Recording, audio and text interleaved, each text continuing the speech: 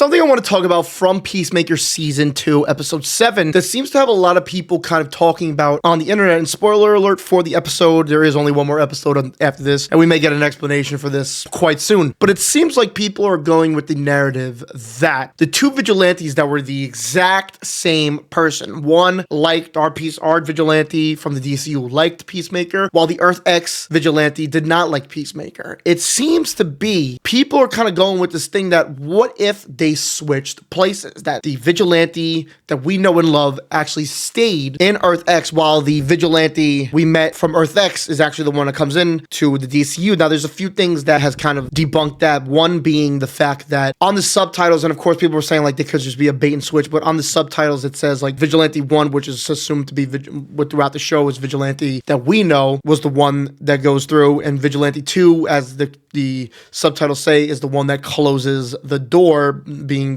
that's the one that stays in Earth X, which a lot of people are like, it could be a bait and switch. They do these things all the time to kind of, lead you to believe certain things. James Gunn has went on Threads and talked about what exactly happened and who is the two. Also talking about something that I wanted to bring up, because I thought there'd be a little bit of a tension between both Adrian and Chris, being that Adrian kills his dad in that universe when his dad's actually a good guy. But Peacemaker says that's Vig 1 stabbing and Vig 2 fire. So someone responded, "Oh, good. I was going to ask if it was for sure Vig 1 who killed Augie. Can you confirm that it is Vig 1 who returns to Earth 1 with them as well?" Yes and yes. No silly switcheroos here, James Gunn responds. And people keep asking if Chris can forgive Vig. I think Chris only blames himself for all of this. So we kind of got some clarification from James Gunn.